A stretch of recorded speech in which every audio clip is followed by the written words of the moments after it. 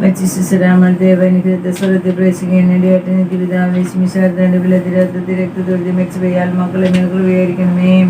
സരസ്വനായ കർത്താവേ, ഞങ്ങളുടെ നാമം ഉച്ചരിമയാണ് രാജന്മാർ തിരുമണിച്ച് സ്ഥലത്തിലെ ഒരുവരാൻമേ മേ പാപികളായ ഞങ്ങൾക്ക് വേണ്ടി ഇപ്പോൾ ഞങ്ങളുടെ മന്ന തമ്പുരാനോട് വിഷണമേ. നന്മ നിറഞ്ഞ ശസ്ത്രീയൂടെ വിസരമേ തമ്പുരാനുമേ പാപികളായ ഞങ്ങൾക്ക് വേണ്ടി ഇപ്പോൾ ഞങ്ങളുടെ മനസ്സമയത്തും തമ്പുരാനോട് വിഷണമേ.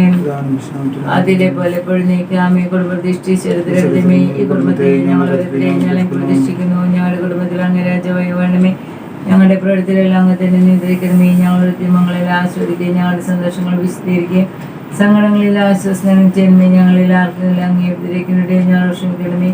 ഈ കുടുംബത്തിലുള്ളവരോട് സമർത്ഥമായി അനുഗ്രഹിക്കണമേ. ഞങ്ങളുടെ മരിച്ചുപോയ കുടുംബാളെ നിത്യപാതിരെ പ്രവേശിക്കണമേ. ആത്മീയ ശാരീരമായ എല്ലാ വിപത്തിൽ നിന്നും ഞങ്ങളെ കാത്തുകൊണ്ടമേ. സ്വർഗത്തിൽ അങ്ങേ കണ്ടായിരിക്കും. ഞങ്ങൾക്കെല്ലാവർക്കും അനുഗ്രഹം നൽകണമേ. അറിയത്തിരുമാറിയ പിതാവ് ഞങ്ങളുടെ പ്രതീക്ഷ അങ്ങേക്ക് സമർപ്പിക്കുകയും ചെയ്ത കാലം മുഴുവൻ ഇതിന്റെ സജ്ജസ്മരണയാൽ നിലനിർത്തും ചെയ്ത് ഈശ്വരത്തിലെ ഞങ്ങൾ അനുഗ്രഹിക്കണമേ. മറിയത്തിന്റെ ഞങ്ങൾക്ക് രക്ഷണമേ. വിശ്വാസപിതാവേ ഞങ്ങൾക്ക് രക്ഷണമേ. വിശുദ്ധ മറിയത്തമറമേ ഞങ്ങൾക്ക് അപേക്ഷിക്കണമേ. ബോധവും പശ്ചാത്താപവും കർത്താവേ എനിക്ക് ഗണേ. കണ്ണീരോടും വിലാപത്തോടുമേ പാപം ഞാനേറ്റു ചൊല്ലിടാം. പാപബോധവും പശ്ചാത്താപവും കർത്താവേ എനിക്ക് ഗണേ. കണ്ണീരോടും വിലാപത്തോടുമേ പാപം ഞാനേറ്റു ചൊല്ലിടാം. പാപബോധവും പശ്ചാത്താപവും കർത്താവേ എനിക്ക് ഗണേ. കണ്ണീരോടും വിലാപത്തോടുമേ പാപം ഞാനേറ്റു ചൊല്ലിടാം. ബൈബിൾ പുതിയ നിയമത്തിൽ നിന്നുള്ള വായന. ലൂക്കായുടെ സുവിശേഷം 1-ാം അധ്യായം 26 വാക്യങ്ങൾ മുതൽ. 6-ാം മാസം ഗബ്രിയേൽ ദൂതൻ ഗലീലയിൽ നസറത്ത് എന്ന പട്ടണത്തിൽ ദാവിദിന്റെ വംശത്തിൽപ്പെട്ട ജോസഫ് എന്നു പേരായ പുരുഷനുമായി വിവാഹ നിശ്ചയം ചെയ്തിരുന്ന കന്യകയുടെ അടുത്തേക്ക് ദൈവത്താൽ അയക്കപ്പെട്ടു. അവളുടെ പേര് മറിയം എന്നായിരുന്നു. ദൂതൻ അവളുടെ അടുത്ത് വന്നു പറഞ്ഞു, ദൈവകൃപ നിറഞ്ഞവളെ സ്വസ്തി, കർത്താവ് നിന്നോടുകൂടെ. ഈ വചനം കേട്ട് അവൾ വളരെ അസ്വസ്ഥയായി. എന്താണ് ഈ അഭിവാദനത്തിൻ്റെ അർത്ഥം എന്ന് അവൾ ചിന്തിച്ചു. ദൂതൻ അവളോട് പറഞ്ഞു, മറിയമ്മേ, നീ ഭയപ്പെടണ്ട. ദൈവസന്നിധിയിൽ നീ കൃപ കണ്ടെത്തിയിരിക്കുന്നു. നീ ഗർഭം ധരിച്ച് ഒരു പുത്രനെ പ്രസവിക്കും. നീ അവന് യേശു എന്ന് പേരിടണം. അവൻ വലിയവൻ ആയിരിക്കും. അത്യുന്നതന്റെ പുത്രൻ എന്ന് വിളിക്കപ്പെടും. അവന്റെ പിതാവായ ദാവീദിന്റെ സിംഹാസനം ദൈവമായ കർത്താവ് അവന് കൊടുക്കും. യാക്കോബിന്റെ ഭവനത്തിന്മേൽ അവൻ എന്നേക്കും ഭരണം നടത്തും.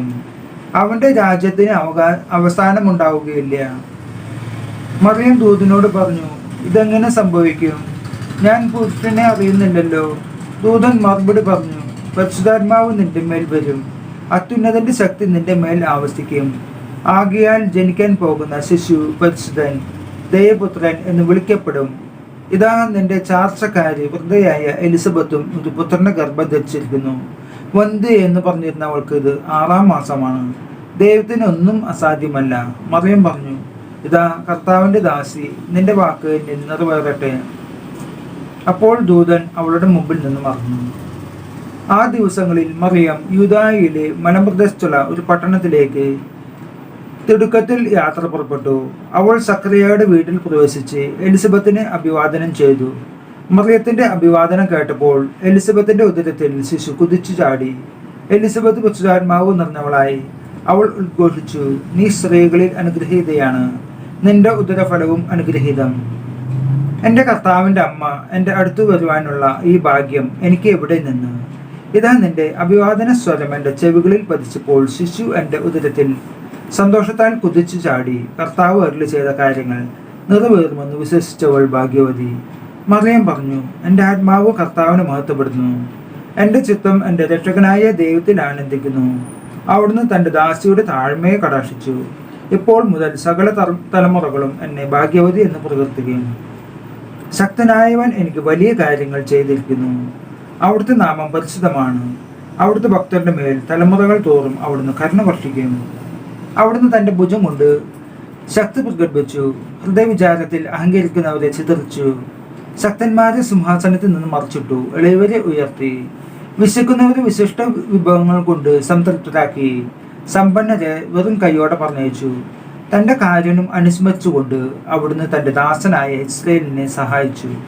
നമ്മുടെ പിതാക്കന്മാരായ അബ്രാഹാമിനും അവന്റെ സന്തതികളോടും എന്നേക്കുമായി ചെയ്ത വാഗ്ദാനം അനുസരിച്ച് തന്നെ മറിയം അവളുടെ കൂടെ 3 മാസത്തോളം താമസിച്ചു.